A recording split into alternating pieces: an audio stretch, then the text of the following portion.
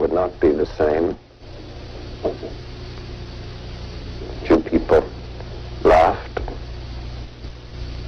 Few people cried. Most people were silent. I remembered the line from the Hindu scripture, the Bhagavad-Gita. Vishnu is trying to persuade the prince that he should do his duty, and to impress him takes on his multi-armed form and says, "Now I am become death, the destroyer of worlds." I suppose we all thought that one way or another. The gentleman you see on the screen there on the cover of my book is, of course, J. Robert Oppenheimer. The cover sketch is by my wife, Molly. Also, she did an interior illustration that you will see at the end of this slideshow, having to do with Oppenheimer's favorite verse from the Hindu Bhagavad-Gita, and she did an illustration for that, and you will see that at the end. We're going to talk about betrayal. Okay, it's a nasty thing, to have to talk about something like this, but as I say, somebody's got to do it. Even a national hero can be betrayed by the government he has served. That's a terrible comment on our national life, I'm afraid, but it's one that we have to make for the simple fact that it's true. You probably know Robert Oppenheimer as the driving force behind the development of the first atomic bomb. That, of course, is a pretty familiar story. However, it was unfortunately a period of his life that was to be followed some years later by essentially storm clouds and nasty things being done to him, and that's what we're going to talk about. There is Oppenheimer on the cover of Time magazine, 8th of November 1948. Basically at the end of the war, and of course, as you well know, the bomb ended the war, World War II. He was a national hero, there's no question about it. There had never been a national hero like that. There has never been one since. There will never be one. He was a unique kind of person. It was a unique kind of circumstance. And for somebody like this to get shafted the way he was, it is a real black mark on our whole history. Actually, Oppenheimer was on Time magazine again in the early 50s. I don't have a copy of that. He was also a major player in a super secret government activity, which has never been officially associated with him. Nothing you will ever hear any officials say anything about, because as you know, the government will give you every assurance there is no such thing as a UFO, even though they very well know better. At least they better know better, because they're not doing their jobs if they don't know better. He was involved in UFO crash retrievals. We will demonstrate that. And of course, those never happened, but he was involved in them anyway. Here's my hypothesis that this highly classified activity concerning basically UFO retrievals was his downfall. The reasons given, essentially in a nutshell, what happened to Oppenheimer is that in December 1953, he lost his security clearance. President Eisenhower pulled the clearance, actually sort of suspended the clearance, and told Oppenheimer he would have a chance to try to get it back. They would have hearings at the Atomic Energy Commission, and he could actually kind of go through a trial sort of thing and try to get his clearance back again. And the reasons they gave were all kinds of reasons having to do with his politics and his various activities, but none of them were really the reasons that got him to that point. We're going to talk about the real reasons. They wanted him out of the loop, okay? And I'm going to tell you why. Some of the things he knew about were just extremely sensitive. And the irony is, everybody knows that, of course, atomic weapons work is very, very highly classified, very sensitive, but actually the stuff we're really talking about that got him into his difficulties was much more sensitive and much more highly classified than that. Given his, if you'll pardon the expression, pyrotechnic personality, he was kind of an acerbic sort of personality sometimes, and in all fairness, he did bring some of his problems on himself, by being really kind of harsh with people sometimes. There were folks in the dark side of government who were simply afraid to let him go on having access to the kind of information he did have access to. Here's some basic facts about Oppie, including where he got that nickname. Born in 1904 in New York, did his undergraduate work at Harvard. He actually did his bachelor's degree in 3 years at Harvard instead of 4. He was one of these left brain and right brain kinds of guys. He of course was a science major, but he also studied things like French Renaissance poetry. He learned Sanskrit well enough to read the Bhagavad-Gita in the original Sanskrit, for example. He was one of those people that just, the left brain, right brain thing didn't mean anything to him. It was all the same thing, all one really extraordinary brain. He went on to Cambridge University to study with Nobel laureate J.J. Thomson, and you may or may not know that actually J.J. Thomson was the guy who discovered the electron, first demonstrated that there is such a thing as an electron. In 1926, he published papers on quantum mechanics. That was a brand new ballgame then. They got him invited by Max Born to study at Göttingen, where he developed what was later called the Born-Oppenheimer method in quantum theory of molecules. And in 1927, he completed his doctoral work, had a dissertation dealing with normalization of eigenfunctions in continuous spectrum theory. Try to say that 10 times fast. We could talk about what that's all about if we had forever. It's not an easy thing to talk about. And I have to remind you, he was 23 years old at the time he got this PhD at Göttingen University. Found himself working in the company of some really heavy hitters like Rutherford, Niels Bohr, Paul Dirac, and other people in quantum mechanics. Returned to the United States to do some teaching at Harvard and Caltech and Berkeley. And then for postdoctoral studies, he went to Leiden University in the Netherlands, and the Dutch speakers there called him Oppie, hence Oppie, and the nickname actually stuck. He liked to be called Oppie. Everybody calls him that. Oppie went on to Zurich to study with Wolfgang Pauli, with whom he did work in quantum electrodynamics. And again, at this point, even he was only 25. This guy was really making some traction early in life. Returned to the United States, and he did this kind of a funny teaching routine where he kind of shuttled back and forth between Berkeley and Caltech. He actually got teaching appointments at both places simultaneously. I don't know if they knew about each other. I guess they probably did. But anyway, he was. I often wondered if he found himself like on the highway driving in the wrong direction sometimes or something, back and forth. It took some of his students with him. Some of his graduate students would take a course with him at Caltech and then run down the road and take the next course with him at Berkeley, And about this time, he had a love affair with a lady named Jean Tatlock. She was a member of the Communist Party.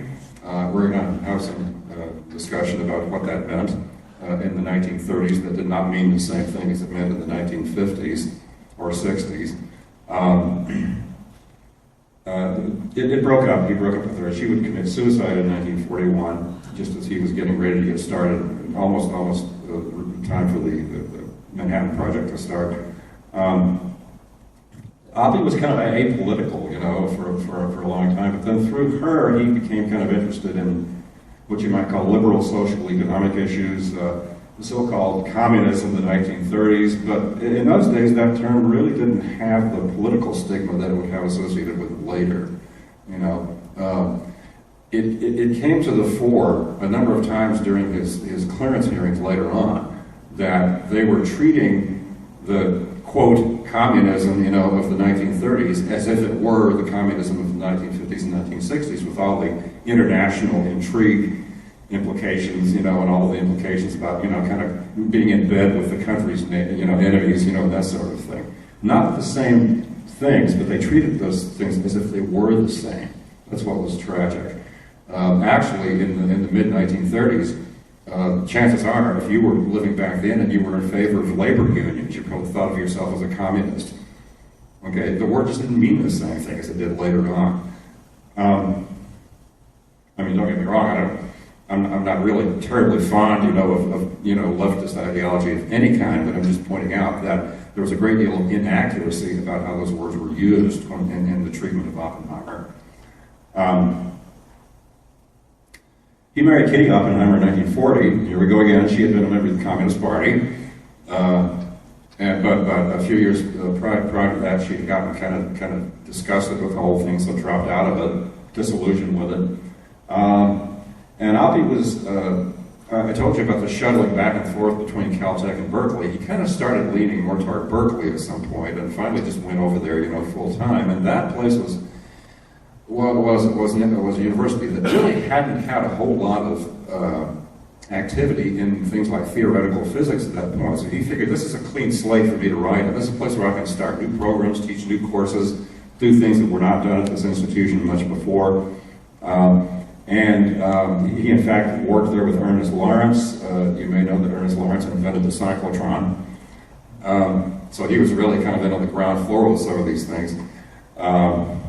And by about 1942, it was becoming clear, we were after all into the war ourselves by then, it was becoming clear that theoretical physics wasn't theoretical anymore. If you're going to do physics, you had a pretty good chance of ending up building bombs, in fact. It was going to have some applications like that. And he made discoveries that really kind of drew attention to him. Separated uranium-235. This caught the eye of any number of important people. Increasingly, he became convinced, okay, if we're going to turn nuclear physics, into an exercise in weapon design and weapon theory and so forth, we're going to have to do it in a more organized way than we're doing it. We're going to have to bring everybody together and work on it in one place, at one time together under one kind of umbrella of leadership. And so, in 1942, he met with General Leslie Groves to lay out plans for establishing a place like that. And they actually named it before they even knew where they were going to put it. They called it they called it Site Y, and they didn't even know yet. They looked at various places. They looked at Oak Ridge, for example. They decided not to put it there because of security reasons. The thing is, Oppie remembered, because in his younger years, spending a lot of time hiking and horseback riding and camping in a place in northern New Mexico, atop a mountain in Los Alamos, and he had always said, my two great loves are physics and New Mexico. It's a real shame I can't put them together. And so all of a sudden, here was an opportunity to do exactly that. Oppenheimer and General Groves and two of his adjutants visited Los Alamos, and they liked the place. Actually, in a sense, they kind of liked the place too much, because it wasn't really as good a site for what they were planning to do as they thought it was going to be. It was too small, for one thing. General Groves actually thought at that time that this project, the project of developing a nuclear weapon, was going to involve, probably at the outside, about 100 people working with, for Oppenheimer, who was going to be in charge of the project. Well, it turns out that within a year, Oppenheimer was going to have 3,500 people employed working for him there. That was going to swell to 6,000 very quickly. And that's only if you count just the people that are right there on the immediate site. That doesn't count things like suppliers and people like that, scattered all over the place. And that runs it up into the tens of thousands of people who, in one sense or another, were going to have Oppenheimer as a boss. Okay, he had a lot of people working for him. And by mid-1943, they were doing it in earnest. And he turned out to be a remarkable administrator, by the way. How often would you expect a theoretical physicist, to be able to step into a position like this and run everything like a business almost? He was remarkably talented at that. But then something happened that shouldn't have. Just before they were getting ready for everybody to move to Los Alamos, this is when Oppie was still at Berkeley, a French professor at Berkeley named Hakan Chevalier and his wife came over to dinner with Oppie and Kitty Oppenheimer. Robert and Kitty, and Chevalier made sort of an overture to him. He says, you know, I know this guy, this engineer named George Eltonton, who's interested in finding ways of conveying scientific information to Russian scientists. And I wondered if you can maybe help us find ways to do that. And basically, Oppenheimer told him to buzz off. Okay, he said, are you nuts? You know, I'm not going to do that. I wouldn't even consider it. You know, don't even bring it up again. And that was his response. But he made two very serious mistakes. These were the two indiscretions of his life, pretty much. He waited several months before he told Army intelligence about it. Okay? What he should have done, right there in front of Chevalier, is pick the phone up and call him. All right? First of all, he should have said, get the hell out of my house. You know, then he should have picked the phone up, you know, and called him, right? And he did not do that. And later on, when he did do it, he declined at first to name names. He didn't actually tell him that it was Hakan Chevalier at first. Later he did, but not right away. And that delay, actually, that whole way of responding to it came to be thought of later on as indiscretion in terms of like how he should have reacted to everything. It was poor judgment at the very least, they thought. And he admitted later on, in fact, that was true. It was poor judgment. But those were the indiscretions. Okay, no classified information was lost. Nothing was passed to anybody, you know, illegally. He didn't do anything, you know, that kind. But he did respond in a way not the best way. There were some people who didn't want him to be in a position of running the bomb project. Okay? They made various excuses. He was too young, and boy, talking about high standards, some of them said he didn't have a Nobel Prize. Boy, you know, did you ever apply for a job where you needed to have a Nobel Prize? Anyway, some of them had that as an objection to him. He had left-wing political associations and liberal leanings. Even in the 1930s sense of those terms, that it kind of made some people nervous.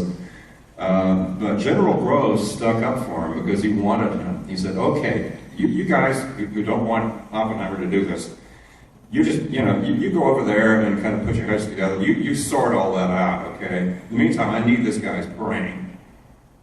All right? So you guys sort it out. I don't care. I need the guy's brain. We've got a bomb to build. And this is the guy that can do it. And he prevailed. He oversaw it with brilliance, and it all worked out. It was a long, hard, anybody that's ever, you know, looked at the way that whole thing transpired, you know, knows that it was a very, very complicated and problematized sort of process. But it did work on the morning of 16 July 1945 at the Trinity site, just about a little less than 100 miles from here. Well, the sun came up twice. First in a flash so bright that a blind girl 20 miles away saw it. And the second time it was just a much dimmer object that we call the sun. Okay? But it worked. Nobody was really sure that it would, by the way. You know, Oppie's brother Frank was there, and Frank says, you know, Robert just kind of punched me like this and said, it worked. You know, they were sure it was going to. Actually, some of them thought it was going to ignite the atmosphere to start an unstoppable chain reaction. So, but of course, that didn't happen. And it called to his mind, his classically trained mind, remember, a line from the Bhagavad-Gita, you know, I am become death, the destroyer of worlds. After the war, well, I'm sorry, not quite after the war yet, he was on a panel to decide what to do with the bomb, first of all. Truman had some questions as to whether we should really drop it. You know, he thought, this is really going to be terrible if we really do this, you know, so couldn't we just, like, show them we've got it, you know, and talk about it, and maybe do a demonstration for them out in the desert or something, and Oppie and the other people on the panel said, no, we built this thing to use. It's meaningless if we don't use it. We've got to drop it. Okay, and of course they did. On the 6th of August, Hiroshima was bombed, Nagasaki 3 days later, Japan surrendered, war was over, the world was a different world. He was a national hero, again, of a unique kind. And during the post-war years, he served basically in a government sort of capacity as a consultant and as various jobs having to do with advisement on matters of atomic energy, including weaponry. Truman appointed him to the General Advisor Committee of what was then the brand new Atomic Energy Commission, and he became chairman of that committee. And there was a fellow named Lewis Strauss. It looked like these guys were going to get along famously. It's really kind of too bad that things ended up being the way they were. But Lewis Strauss was heading a committee looking for a director of the Princeton Institute for Advanced Studies. They were trying to find somebody to take that job, and Strauss wanted to appoint Oppenheimer. And Oppenheimer said a very interesting thing to him. He said, Lewis, I'm flattered, I'm pleased, that you want me to be head of the Princeton Institute for Advanced Studies, but you might want to rethink it because the FBI has some files on me that are questionable. I don't think you'd like them, very kind of derogatory in some ways, and I really think you ought to think about it. Maybe you don't want to recommend me to be appointed for that. So Oppie was very, very upfront about that, And Strauss's response was, I don't care. I've seen those files. They don't bother me, and I still want to recommend you for that post. And in fact, he did, and Oppenheimer became the director there at Princeton in April of 1947. Unhappily, the relations between Strauss and Oppenheimer would turn around 180 degrees later on, as you will see. So he ran back and forth between Princeton and the GIC chairmanship, and was active in physics. This is very important, in 1947, given a renewed Q clearance. You got to think about these dates, because later on they're going to brand this guy as untrustworthy. Okay, so you've got to think about things like in 1947, he got his Q clearance renewed. Apparently they trusted him implicitly at that point. As we will see a little later, between 1947, anybody ever hear that date before? 1947 and about 1953, some other things seem to be happening in his professional life, and that those are things not widely spoken of, especially by the government, and there were storm clouds on the horizon for him. We're going to pass over those things for just a moment and just talk about some of the other things going on. Edward Teller was jumping up and down with eagerness, to build an H-bomb. He was the big hawk, on building the H-bomb. Oppie didn't think so. Oppie thought there are better things we ought to be doing. Okay, we need to be developing. Oppie actually thought we should be developing smaller tactical weapons.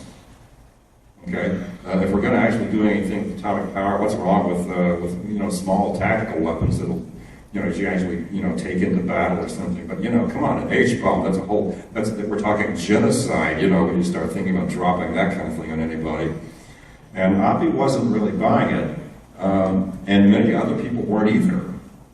It kind of got lost in the shuffle later on that Oppenheimer was not alone in this feeling about the H-bomb, but he's the one that ended up suffering for it, because it became an excuse.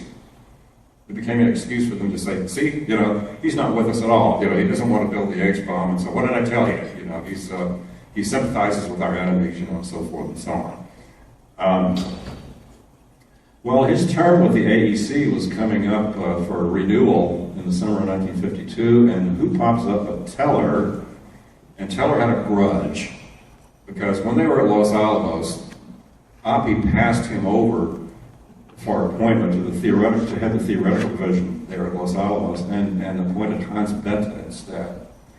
Teller was still kind of wincing over that, he still was holding a grudge about that. In fact, actually, not only that happened, but Hans Bethe actually asked him to leave the division altogether later on, because he wasn't, towing the mark or something. And so Teller came out opposing Oppie's reappointment. Okay? And here's what he used as a reason. He said, it's a personal vanity issue. Oppie's afraid that a weapon like the H-bomb that I want to build would trump his bomb. And can you believe anything to be that childish? Basically, Teller actually was saying, in effect, we're going to get into a kicking and spitting match here, And people are going, it's like on a playground, you know, my bomb's bigger than yours, you know, I can out explode you, you know, and that's what he said. That's essentially how he characterized Oppenheimer. He said Oppenheimer's just jealous that he can't build a bomb as big as I can. You know, God, give me a break. And no matter how idiotic that was, unfortunately, Eisenhower bought it. Okay, and so he declined to reappoint Oppenheimer to the GAC.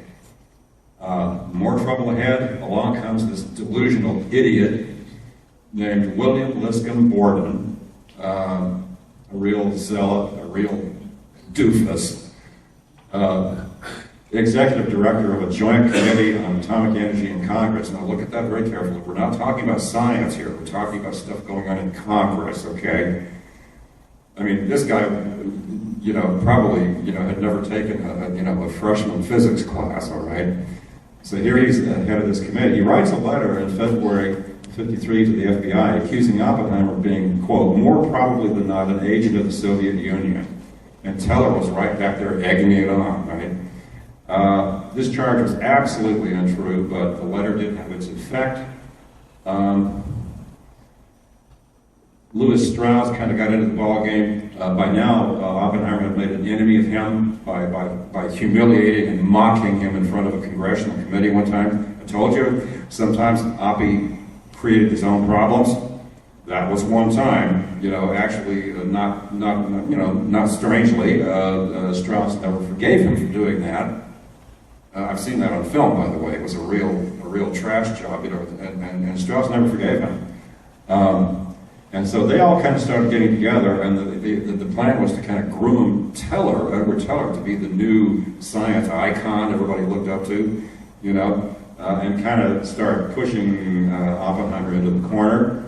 And Borden in the letter also said that, this, you know, I just almost can't talk about this. This infuriates me to the point where actually I may have to go out in the hall, you know, and cool off for a minute before I continue, because what Borden said was, Oppenheimer has not made major contributions to the advancement of science. This guy wouldn't have known science if it walked up and bit him in the ass.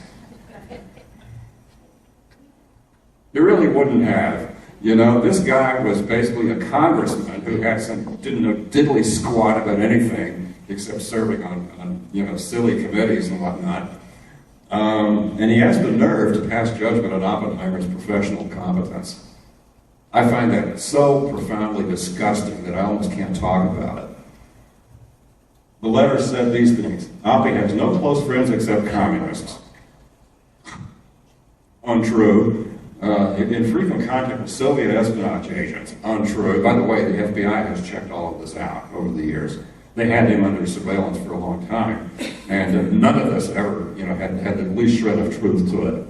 Oppie worked tirelessly to retard the H-bomb program. Oppenheimer never said a word to anyone to the effect, "Don't work on the H-bomb project." All he told people was, "I'm not going to work on it."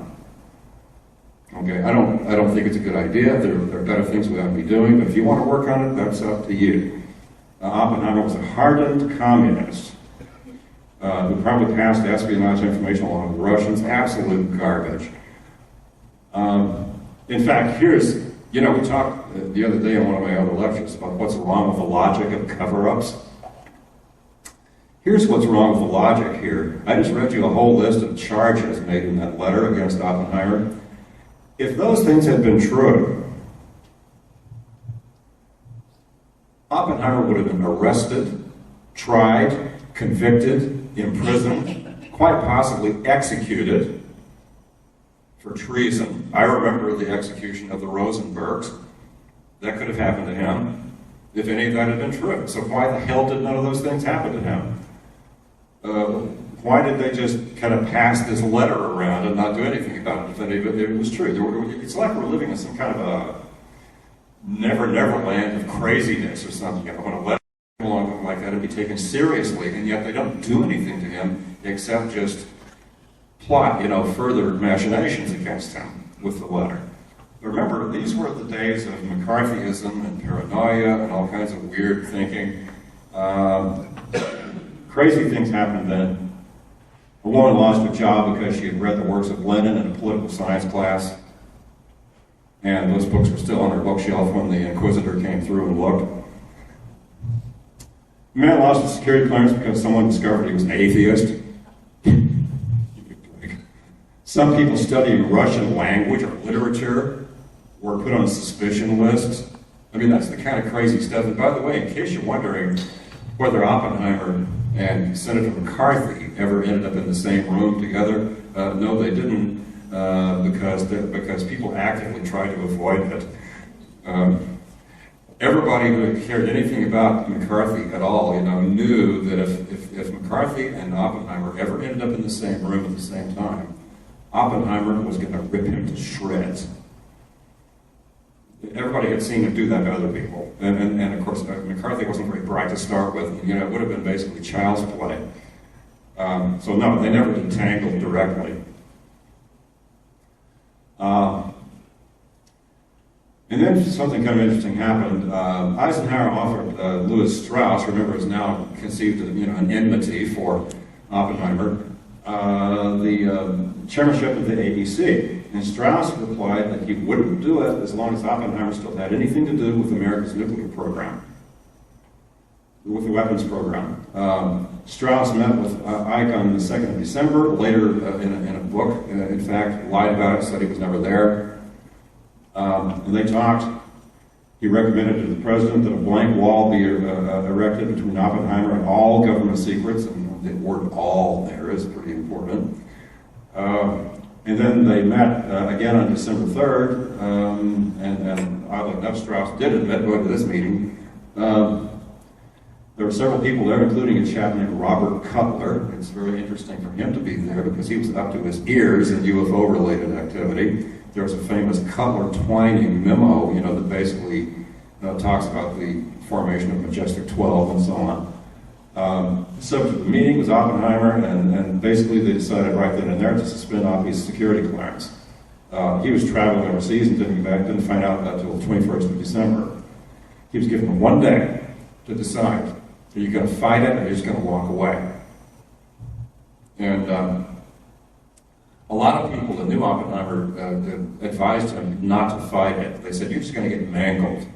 These guys, you can't, you're not talking about people you can deal with rationally. These guys are going to mangle you, if you get into this. Einstein was of the opinion he shouldn't fight it. In fact, Einstein at the same time, Oppie decided to go ahead and fight it because he sent them a letter the next day, well within the deadline, saying, no, if I walk away, it's going to mean you guys are right. And I'd rather die, than have it suggested you guys are right. And so he decided to fight it. And when Einstein heard that, his remark was, Oppie's trouble is that he's in love with a woman who does not love him. And that's the United States government. That was his remark. So he decided to fight. And then, check this out. While they decided to start the hearings in April, okay, so he had several weeks to get ready. There we go. And during all that time, surveillance was set up on Oppenheimer's team, on his attorneys, and on his defense team. And everything they talked about in terms of preparing, for the hearings and so forth was basically transmitted over to the other side, to the attorneys for the AEC side, for the government side. And so basically, in other words, the side opposing Oppenheimer knew everything was going to be going on, all the plans being made to defend him and so forth. They would go into those hearings with the so-called, I might as well go and call them prosecuting attorneys. They said it was not a trial, but it was. Prosecuting attorneys were going to be cleared, able to stay in the room, able to listen to anything brought in. Oppie's attorneys would not be cleared, would not have clearances, would have to leave the room when any classified information was brought in, which it constantly was, of course. And essentially, Oppie's side was kept in the dark.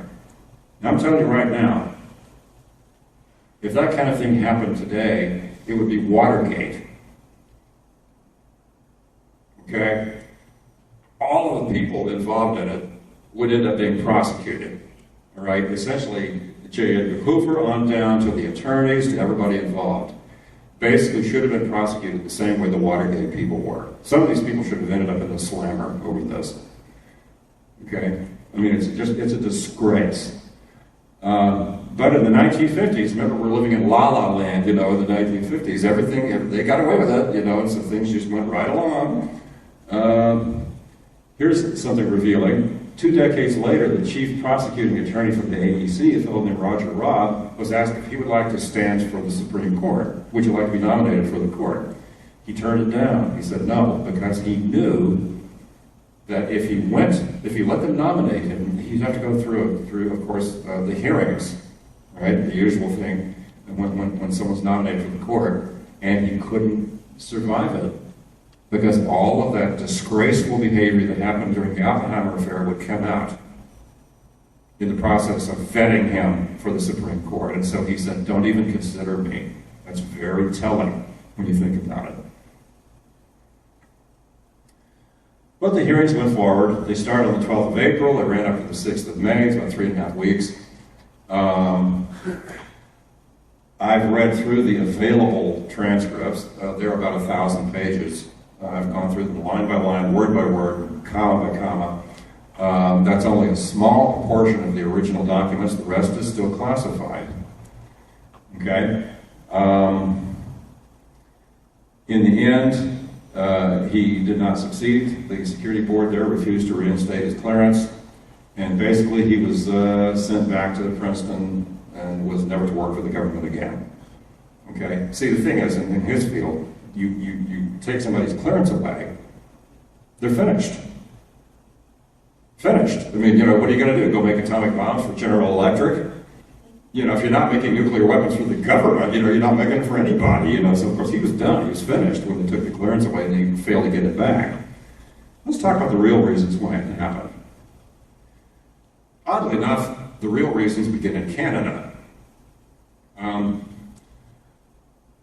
There was a fellow named Wilbert Smith. He was an engineer, a radio engineer actually, and it all revolves around what I call the SSS correspondence, because all the people's names happen to start with S. And that would be Wilbert Smith and a fellow named Sarbacher and a fellow named Steinman. Smith was a senior radio engineer for what was later called Canada's Department of Communications. He had information, he had access to classified information.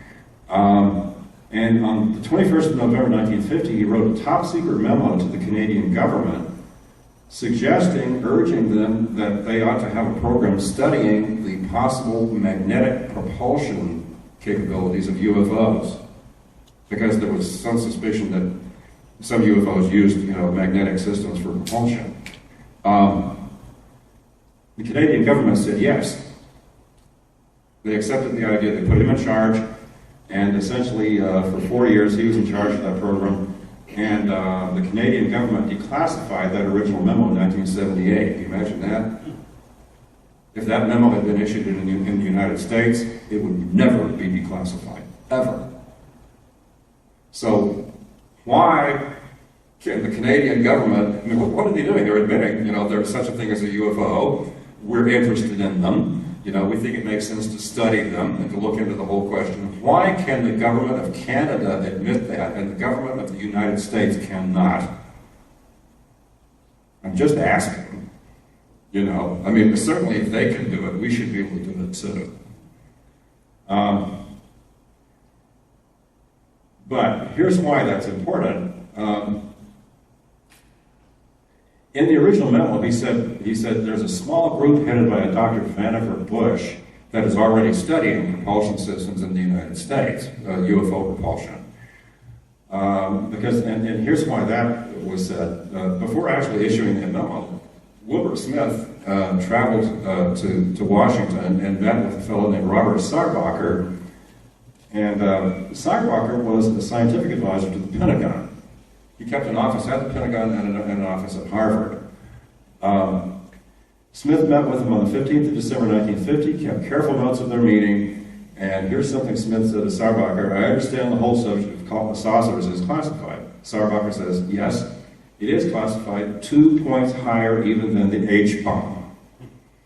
In fact, it is the most highly classified subject in the U.S. government at the present time. Okay? And Smith actually used all of that as ammunition, when he turned his memo in, and it kind of helped convince the Canadian government, yeah, we ought to go ahead with this, which they did.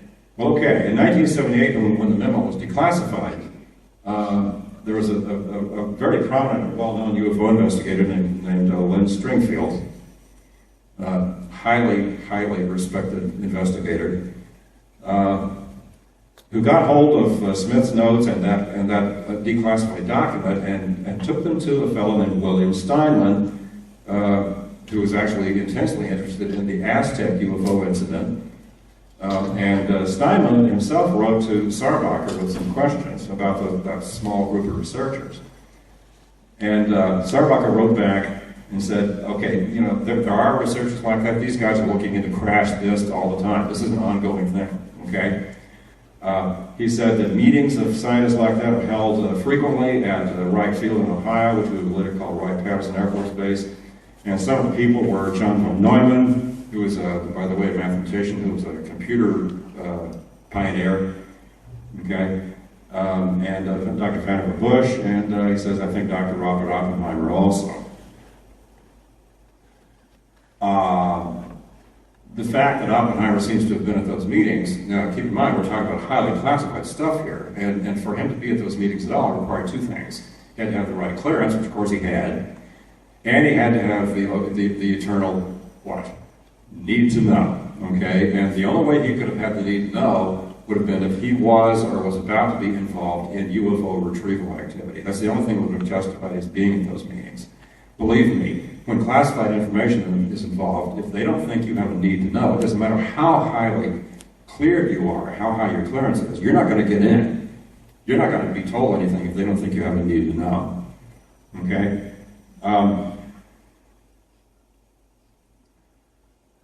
Think about what happened in early July 1947 right here.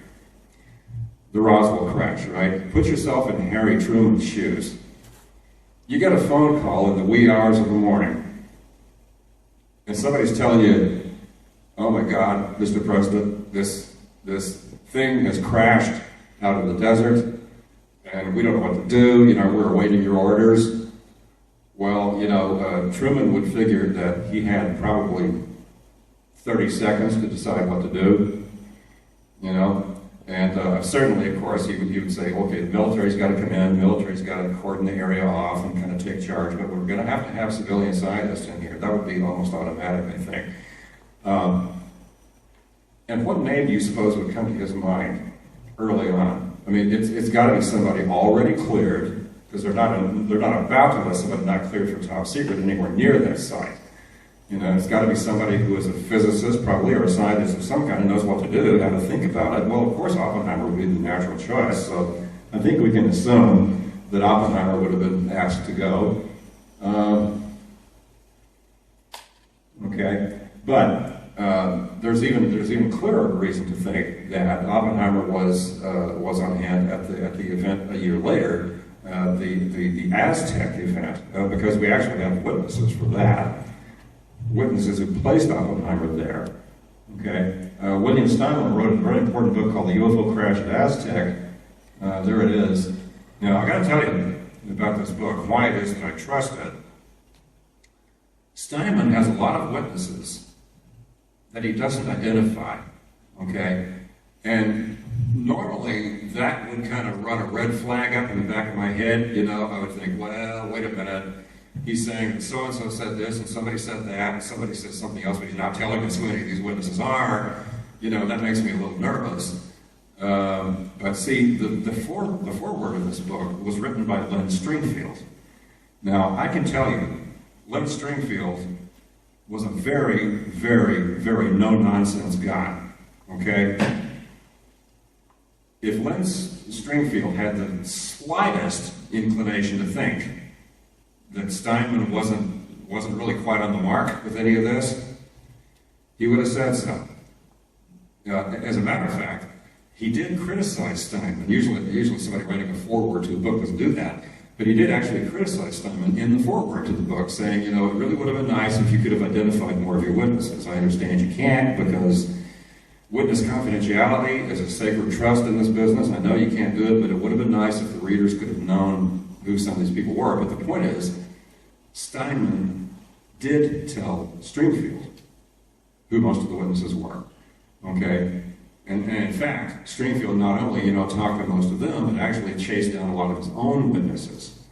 So we've got somebody very trustworthy, very capable, kind of behind all this. I'm talking about Stringfield himself. Okay.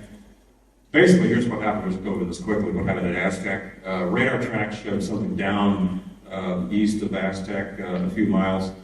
Around 25th of March 1948, the message went out to the Secretary of State and to MJ-12, we'll talk about a little later. The Secretary of State alerted, believe it or not, there was actually an organization called the Interplanetary Phenomenon Unit. Sounds like something straight out of science fiction, right? It's not, because Richard Hall actually validated this through a Freedom of Information Act request. They were based at a place that was later going to be a CIA training base at Camp Hale, Colorado. Two things happened. The IPU dispatched a military team to do the usual thing, cordon the area off and keep everybody out. That's standard pretty much. The object that was reported was a dome disk about 100 feet in diameter, actually 99 feet in diameter. And a kind of commando-style outfit did the military part, but a civilian scientist group was also sent in, okay? There were witnesses to all this, not only to the fact that such a team went in, but to the fact that certain specific people were on that team. They were sent in and told, look at this stuff, examine the hardware, the bodies, and so forth. Vannevar Bush would head the team up, and the team also included John von Neumann, again, Dr. Detlef Brock, who was at one time president of Johns Hopkins University. Some other people died. Lloyd Bergner was a geophysicist, and some other folks. And finally, Dr. J. Robert Oppenheimer was there. They assembled at the airfield in Durango, Colorado, some 35 miles by unimproved dirt roads. And trust me, out there, when somebody tells you roads are unimproved, they are. North of the site, and they went to the place that was cordoned off. They found charred bodies, which Dr. Brock examined. That's what he was there to do. They found instrument panels with symbols that Oppenheimer thought were like Sanskrit, which, remember, is a language he was familiar with. Interestingly, those texts were sent, they were on like plastic-like pages. They were sent to famous cryptanalyst William Friedman. And Friedman was asked to try to decipher them, and if he ever did, we don't know. If he ever did, the results are classified. Surprise, can you imagine him declassifying and telling you what they said? If anything happened, that stuff was classified. And finally, all of that stuff was shipped up to Los Alamos. Oppie, of course, would be the perfect person to have on hand to do that. Oppenheimer knew the Los Alamos facility like the back of his hand. He could have said, drive down this alley, turn right here, go to this loading dock, and do exactly this, and that's what, Oppenheimer knew that site very well. And as I said, Stringfield found his own witnesses, including a prominent Air Force officer who didn't end up getting identified, but everybody said that everybody would be stupefied if they knew who it was. Another kind of secondary witness said that there had been a propulsion system at Aztec that, if made known generally, in other words, if this thing were actually just given over to the world, basically it would destroy, oil would be obsolete. The internal combustion engine would be obsolete, which of course it is anyway. But oil would just be a comic memory, okay? Basically, they said if you had this kind of propulsion system, you wouldn't need anything else. And you can imagine Oppenheimer's eyes lighting up at that. Oppenheimer was an energy physicist. This was his field, basically. He would have looked at that and thought, okay, ready to rock and roll. We need to be doing, is actually chasing that down as a way of powering the world. And I think that got him in trouble because there are people around that don't want you to do that. Okay. Right after the Roswell incident, President Truman decided he needed to have a long-term group, to both the civilian and military people to look over UFO-related activities. And that group will be called MJ-12, Majestic 12. There's been some controversy about that. There are people that don't think MJ-12 is legitimate. They think that all of the documents that support it are bogus and so forth. Stanton Friedman and some others have done some excellent work actually authenticating all of that. I'm inclined to side, with Stanton over this. I think that MJ-12 was real. I think it still is under another name. We don't know what that name is. Of course, it's classified as that was. The people on that were pretty impressive. I'll tell you why I've got asterisks by some of them. Admiral Roswell Hillenkotter, Dr. Vannevar Bush, Secretary of Defense James Forrestal, who died in '49, supposed suicide, not a suicide, murder. That's a whole different story. Replaced by General Walter Smith. The other people were Nathan Twining, who, by the way, was almost certainly called to the Roswell crash to look at things. General Hoyt Vandenberg, Dr. Detlef Brock, who's again a geophysicist, a biophysicist. Dr. Jerome Hunsaker, who was an aeronautical engineer at MIT. Mr. Sidney Sowers, Mr. Gordon Gray, hang on to that name, we're going to refer to it later. Donald Menzel, who was a professional hypocrite. What can I tell you? This guy wrote books debunking UFOs and served on Majestic 12. General Robert Montague, who was associated with the White Sands Missile Range, an accomplished mathematician. Lloyd Berkner was once head of the Geophysical Year project in the late 50s. Very impressive people, and the reason why 4 of those people have asterisks by their name is that those 4 people were with Oppie at Aztec. Okay? And again, Gordon Gray we're going to refer to again. I'm going to kind of pass through this because we've already kind of said who they are. There's the overlap. Those 4 people, were at Aztec at the same time Oppenheimer was. Here's a government document that talks about a panel convening to discuss UFO-related matters. There's Oppie's name on it, in case anybody wants to know. Was he ever involved in anything related to UFOs? He was. And we get to the hearings. Remember, they yanked his clearance and they decided, okay, if you're willing, we'll give you a chance to try to get it back. It sounds like some kind of a game show or something when you put it that way. See if you can get your clearance back. It was, believe me, though, it's not a joke. I mean, it was a very grueling process. And everybody kept saying, this is not a trial. You're not on trial. Well, I'm here to tell you, yes, it was. This was a trial. It wasn't a trial. He walks in, and here's this board of people, this personnel security board, running the whole show, and guess who's sitting there chairing that committee? Gordon Gray of MJ-12. When I first saw that name, I thought, nah, it couldn't be the same Gordon Gray. Surely not,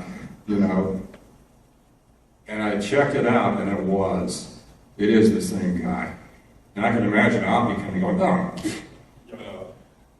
Christ, look who this is. Boy, am I screwed. Here's Gordon Gray sitting here. He knows everything I've ever been involved with all of this highly classified, UFO crash retrieval stuff. And here he sits pontificating over my life. Well, the hearings ran for 3.5 weeks. As I think I mentioned, the published transcripts run about 1,000 pages. There are tens of thousands of other pages of stuff still classified. Okay? I tried FOIA requests. You just get the runaround. They send you from one agency to another and basically just kind of jerk you around when you ask for this stuff. The Gordon Gray papers reside in a special collection at the Dwight D. Eisenhower Library in Abilene, Kansas. And if you go there and check into it, you're going to find out that Gray has a condition to contributing those papers specified that the Oppenheimer transcript papers be permanently withheld from research. Permanently, forever. No one is ever to see them. Why would that be? Gee, what could they be about? What could have gone on in those closed hearing rooms, that we're not supposed to know anything about? The Eisenhower Library's own description, because you can look up, you can look, in the card catalog, and here they are, the papers are listed. You can't see them, but the papers, of course, are indexed and filed. And what it says about them is Series 4, the J. Robert Oppenheimer case, 1954 to 75, an odd thing because he died in 67. I'm not quite sure what they did with that. I guess they just kept on, keeping records on him after he was dead. Has a subseries B that consists of the, quote, PSB Personnel Security Board hearing transcripts and has been withdrawn in its entirety. These transcripts contain unpublished portions which may relate to national security. I kind of have to wonder why that's still true. I can maybe see why it might have been true at one time. Why is it still? Unless it's about stuff that is still classified. We all know what kind of stuff that is. Basically, again, my hypothesis is that the issue at those hearings was really the crash retrieval thing. It's interesting when you read through the transcripts that are available, 1,000 pages or so, that if you're thinking that way, if you're thinking, okay, what they've really got in this guy is that he knows about things classified 2 notches above the H-bomb, and he's got some funny kind of personality traits and some politics that we're not all that crazy about. And we really kind of want to know, should we keep him in the loop? Should we keep him continuing to be able to access information like that? When you look at it that way, a lot of stuff in those transcripts sounds very different. Very different. Okay? It's too much to go into in detail. I urge you to please read my book about it if you want to see, what happened during those 3.5 weeks. Here's some highlights. Oppie, in his own defense, denied ever having been a communist. Swore he'd never discouraged anyone from working on the H-bomb. True. All he said was, "I'm not going to work on it. I think there are better things we should be doing, but I'm not going to work on it. But you want to work on it? Go ahead. That's your choice." At one point, Oppenheimer said at the hearings, "Look, I've had a lot of secrets in my head a long time." And of course, that's quite true, but I don't think people realize what kinds of secrets.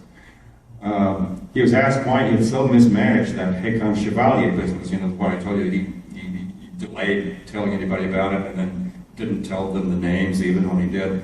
And he said, "Because I was an idiot." In other words, he realized at that point it was an indiscretion, it was poor judgment, and he admitted it. And that should have been the end of it. They should have said, well, that's the only thing we've really got is a complaint against him. But that wasn't the only thing, because they were nervous about him continuing to know about you-know-what. Leslie Groves testified that Oppie had done a magnificent job as far as the war effort was concerned and said, "I would not clear Dr. Oppenheimer today." That's kind of strange. What happened between, say, 1945 and 1954? I can think of a couple of things. The Roswell crash, the Aztec incident, heaven knows what else. Certainly General Groves' whole thinking about Oppie had turned around 180 degrees over that period somehow. Although, you can't find anything that Oppenheimer did wrong. There's no reason why he should have changed his thinking in that way.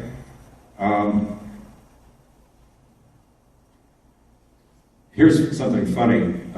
Roger Robb, who's the chief, I call it prosecuting attorney, might as well call it that, asked Oppenheimer in the middle of the hearings, would you have supported the dropping of a thermonuclear bomb, in other words, an H-bomb, on Hiroshima? Oppie actually laughed and said, no, it would have made no sense at all. And when they asked him why, he said, because the target is too small. See, if they could even ask him that question, they didn't have the faintest damned idea what kind of weapon that is. An H-bomb's not a tactical weapon. You don't drop an H-bomb on a machine gun nest. Okay, you don't drop an H-bomb on a bridge. You know, you drop an H-bomb on a country.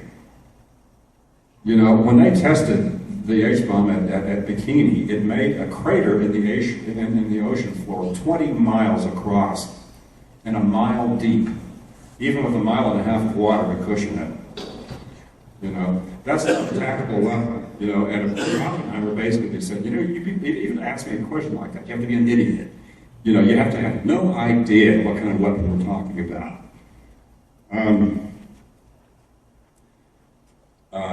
Oppie also referred to, quote, a great deal that happened between 45 and 49. I am not supposed to say to what extent. Well, again, I think we can all think of things that happened between 1945 and 1949. Hans Bethe testified on Oppie's behalf, saying that Oppie had always been very security-minded and loyal, especially given the scientists don't always think that way. So it was kind of actually a plus, you know, that Oppenheimer always did think that way. You know, security, you know, first and so on. Naturally, a scientist would see that in Oppenheimer, you know, as one scientist to another. David Lilienthal said, okay, here's the question, you know, if basically the Chevalier matter, for example, wasn't any big deal in 1943, and notice you guys didn't keep Oppie from working on the Manhattan Project because of that in 1943, then why the hell is it a big deal now? What's the deal? You know, of course, nobody could answer that. Columbia University physicist A. Rabi testified, we have an A-bomb and a whole series of it, and what more do you want, mermaids? Basically, the guy hands you the bomb with a ribbon tied around it. What do you want? You know? Norris Bradbury, the new director of Los Alamos, said that to question the integrity and loyalty of a person who has worked as hard and devotedly for his country as Dr. Oppenheimer has on such trivial grounds is against all principles of human justice. Dr. Vannevar Bush. Now here's something interesting. Remember, Vannevar Bush was MJ-12, okay? So is Gordon Gray. The difference is, Gordon Gray was a hack, you know, and Vannevar Bush was a scientist. That's the difference, okay? You know, with Vannevar Bush, it was one scientist evaluating another. And he said, I worked with him on many occasions on many difficult matters. Boy, I guess that's true. One of those difficult matters, of course, had to be the Aztec retrieval. In fact, Bush actually became so adamant about it that he told the panel, here's a man who's been pilloried because he has strong opinions and had the temerity to express them. He went so far as to say that you guys are not even very bright for agreeing to sit on this board. You know, when the AEC asked you guys to sit on this board, if you had any brains, you would have said no. Okay, and in fact, if you want to prosecute people for having their own opinions and speaking, then start prosecuting me. That's how Vannevar Bush came across, even though he had been Majestic 12. And there was a lot of talk about communism. Kitty Oppenheimer actually tried to explain it. It was like talking to the cat, you know, pretty much. But she tried to explain that, you know, in the 1930s, we didn't have all this, we didn't have any Cold War with the Soviet Union or anything like that yet. What we basically had was a certain kind of political thinking that did things like favor the underdog, you know, that kind of thing. And it was not the same thing as being, you know, a Russian double agent, you know, in the 1950s and 1960s. And you guys are talking as if sort of social communism, so to speak, in the 1930s was the same thing as political communism in the 50s and 60s. And it's not the same thing. You know, but nobody seemed to be able to grasp that. Of course, they did grasp it. But remember, this is all about something different than what it's supposed to be about. Remember, anytime classified stuff was brought in, Oppenheimer's people had to leave the room, and who knows, you know, if we had that other, you know, good many thousands of pages of transcripts, we'd probably read a great deal being said about things that were not mentioned in the published part. Mathematician, computer pioneer John von Neumann testified that Oppie was like everybody else. He had to make adjustments. Scientists were not used to working in security situations where you had to think about questions of, you know, your loyalty and your oaths, you know, to keep everything quiet and so on. And he said, scientists, quote, got suddenly in contact with a universe we had not known before. And that Oppenheimer had taken some time, quote, to get adjusted to this Buck Rogers universe. It's kind of an interesting choice of words, when you think about it. That's what I mean. That's what I meant before when I said if you read back through these transcripts with in mind that Oppenheimer had been in some crash retrievals, and that's probably what this was all about, a lot of things do sound different. Edward Teller, who was, of course, pathologically jealous of Oppenheimer, testified against him. Remember, Teller was being groomed to replace Oppie, essentially, as the science icon. And on his way out of the room, Teller extended a hand to Oppie, and Oppie did shake his hand. Teller says, "I'm sorry." Oppie said, "Well, after what you just said, I don't know what you mean when you say you're sorry." Say what you mean.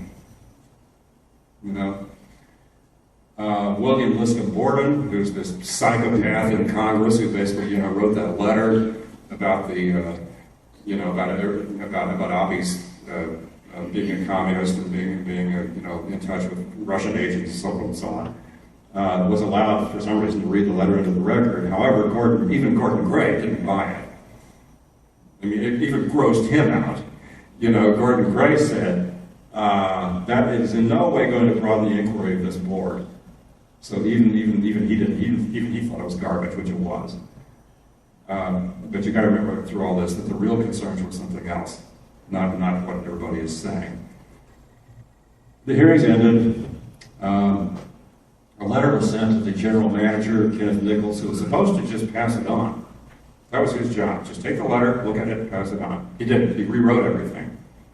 He found new reasons to not recommend Oppie, including things like things having to do with his character and his behavior. He wasn't even supposed to tamper with those results. It's kind of like you go to court and the jury gives the judge a statement, the judge makes a decision, and then somebody in between takes the whole thing and rewrites it or something. That's what happened. And he said that better behavior was expected of somebody who customarily had access to information of the highest classification. Remember what Sarbacher said that was? That was not weaponry, or that was not military information per se. That was something classified 2 points higher than the H-bomb, in his own words. Right? So instead of just passing along, he rewrote it and made remarks about Oppie's character and veracity. And in the end, they voted not to give the clearance back, and so he was basically out of government service forever altogether. Here's something that's never been pointed out before. I'm pretty sure I'm the first person to ever notice this. The written decision says, quote, "A government official having access to the most sensitive areas of restricted data and to the innermost details of national war plans and weapons must measure up to exemplary standards." I'm going to read that a little differently and pause in the right places. A government official having access to the most sensitive areas of restricted data and to the innermost details of national war plans and weapons must measure up. Okay, either this is really klutzy writing, or what this writer is saying is that the most sensitive areas of restricted data and the innermost details of national war plans and weapons are two different things. I think we caught them. This is a Freudian slip if I ever saw one. Okay? Remember what Sarbacher said. 2 notches above the H-bomb. Okay, we are talking about two different things here. After the hearings, Oppenheimer went back to Princeton to run the Institute for Advanced Studies. Lewis Strauss, such a sterling gentleman, followed him there and tried to get him fired. Said, you don't want Oppie to run the Institute. Princeton told him to take a walk, buzz off. We don't need any advice from you. And so Oppie stayed. He didn't like to talk about the hearings very much. He once told a reporter that the hearing was a train wreck. And a very interesting thing, he said there was a story behind the story. Now, the reporter did ask him, of course, well, what was the story behind the story? And Oppie said, I can't tell you. So you see what this says about his real character? Even after they dumped on him, big time, he wouldn't disclose anything that he wasn't supposed to talk about. Isn't that ironic? In '63, President Kennedy invited Oppenheimer to the White House to accept the Fermi Award in physics. Kennedy was assassinated before he could give the award out, and Lyndon Johnson gave it instead. But so ticked off that Oppie had won the prize, there was an Iowa senator who tried to introduce legislation mandating that Congress be allowed to pick the winner. Can you imagine that? A bunch of half-assed lawyers, deciding who should get the Fermi Award. It's like asking a toenail fungus, who should get a Nobel Prize,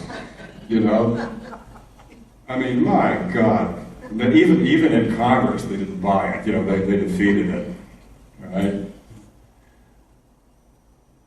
Oppie died on the 18th of February, 1967, just a few weeks short of his 63rd birthday, of throat cancer. At his funeral, the Juilliard String Quartet played Beethoven's C-sharp minor quartet number 14, and pretty much an era had come to an end. And as usual with things like this, the logic is all wrong, when you look back over it. That's the funny thing about all these things that they do, cover-ups and deceptions and so forth. The logic never is right. It never is, because they don't really, first of all, they're not bright enough to get it right. And secondly, they don't have time. If you spend a year or something scripting everything and making sure everything's going to be seamless forever, nobody's ever going to be able to pick a hole in it. They can never do that. So we do pick the holes. We do pick the holes in it, and we can do that, and we do it. The notion that he was banished from government because of his running little tiff, with Teller about the H-bomb, preposterous, easily refuted. The real reasons, of course, were something else altogether. The main logical issue, of course, is it's okay for him to run the Manhattan Project in 1943, and he was given a new Q clearance in 1947. All of a sudden, he can't be trusted in 1954. Although, and if you ask him, well, then point to something as a reason, point to something he's done, why can't you trust him anymore? Nobody could point to anything, really, anything meaningful. And of course, we all know what had happened in between those years. And the simple fact is, they just didn't want him in the loop anymore. And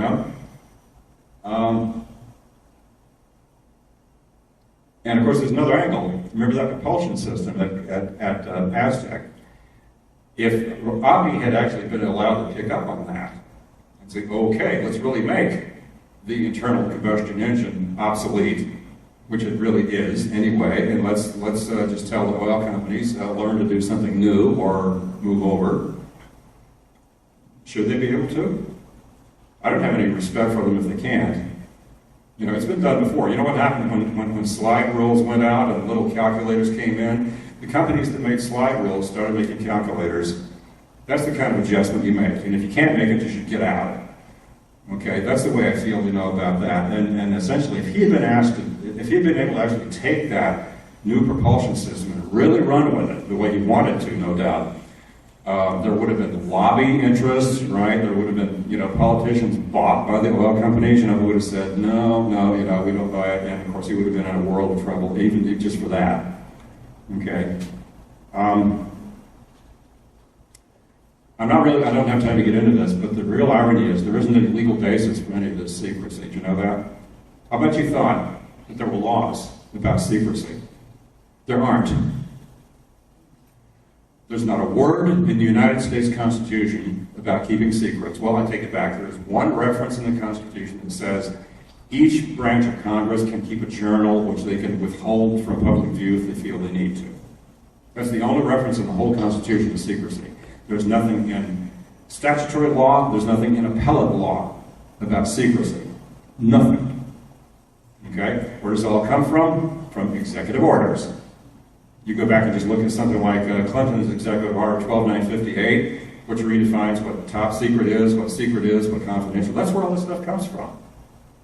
It's just executive orders, and there's nothing in the Constitution that says that a president can issue an executive order. Think about that. Okay? Most of the people are not aware of that. And when you think of what can happen, I've just shown you what can happen to somebody like Oppenheimer. It's really pretty scary. It's pretty scary. that somebody can be, to use Vannevar Bush's term, pilloried for the kinds of reasons given, and the reasons aren't even the right ones. The public is never allowed to know what the real reasons were. That's really shabby when you think about it. Secrecy is a scary thing. Now, don't get me wrong. There are times when secrecy is necessary. Okay? There really are. But if secrecy is excessive, if it's not necessary, if it's irrational, if it's duplicitous, if it's deceitful, then secrecy has the power to make victims of all of us. And you know, that might just be another reason to read some meaning into that verse from the Bhagavad-Gita that was a favorite of Oppenheimer. I am become death, the destroyer of worlds. Thank you.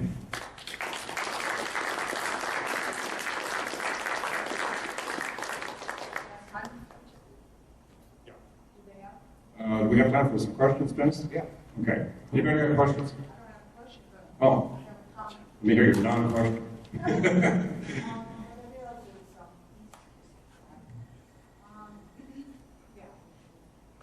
Yeah. You have to ask. That man, Gordon. Yeah, His Gordon. name was Lincomb? His name is, his middle name was Lipscomb. Listen, Gordon. I've kind of wondered whether he was related to Lizzie Gordon. You know, maybe he should have been. that's what I'm bringing up. Uh, She had an uncle called John Binnecombe Morris. They seem to tend to use Latin. That just not maybe. well, yeah, actually, I was only joking about him being related maybe to Lizzie Gordon, you know, but maybe he was. It's not important, but I know, but yeah, he could have been. If he wasn't, he's certainly in spirit, you know, because he was a real weasel. You know, he really was. Questions? Yeah. Was he a German or a Jew? Who? Oppenheimer. Oppenheimer was a non-practicing Jew. He was not religious. He was Jewish by birth. His family were non-practicing Jews.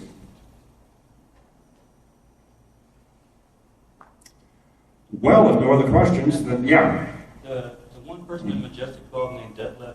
Yeah. Detlef Brock. Definitely German. Is he German? Like, did he come from here?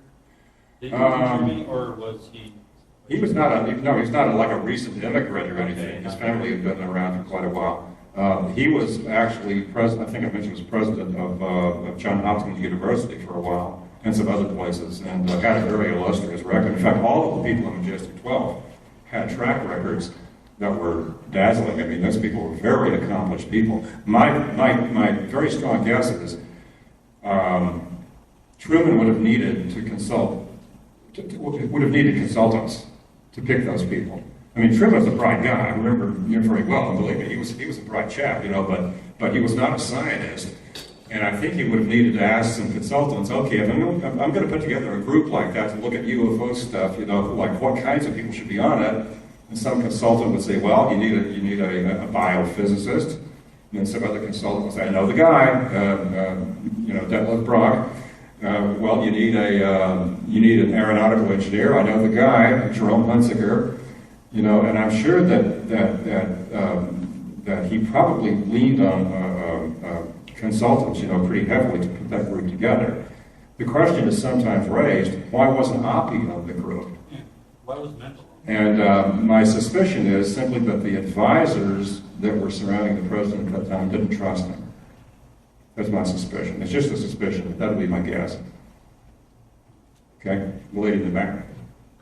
Well, it's two questions. One, I wonder how much anti-Semitism was a running undercurrent in some of the automatic behaviors of people not feeling any better. You mean like at the hearings? Well, just wherever there was discord.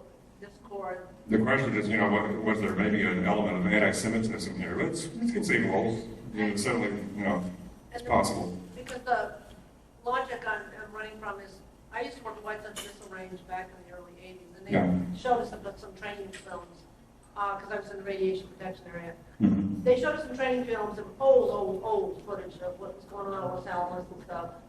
And they represented him to be, part of his motivation for the bomb was because of the annihilation of the Jews in Europe. And so that was driving behind him. And forgive me if you shared some of this one at the front.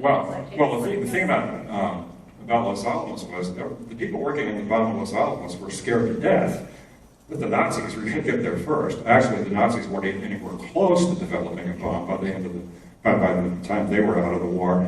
But that was a driving force.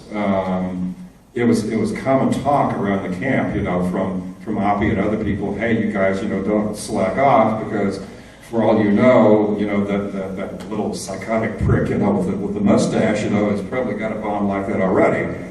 He will have tomorrow, the next day, if you don't get it done. And that was a real driving force. They didn't really have any way of knowing that essentially, the Nazis were not even close to developing something like that. But it was a legitimate way to think, because for all you knew, they might have been close. The other comment I want to make is that the sense I got from seeing those films back when I was in my 20s then, was that Oppenheimer was the first anti-nuclear protester.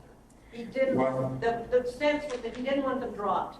And I just spun at what I just said, that he saw the potential, the destruction, the annihilation, and I think he read into it more than we dropped. Well, yeah, the thing about looking at Oppie as maybe, one of the first anti-nuclear, people in a sense, is that, remember, when Truman asked him and his colleagues, should we just maybe make a show of this, or should we really drop it?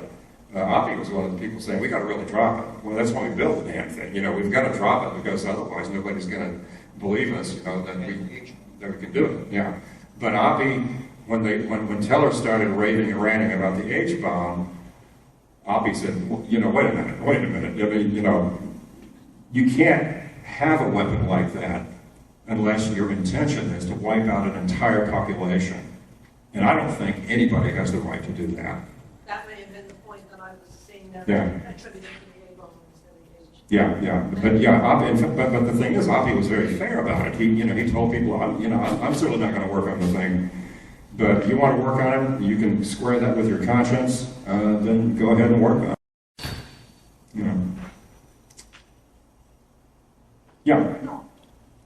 Oh, okay. Well, if no other questions, I will turn it over to Dennis for closing remarks.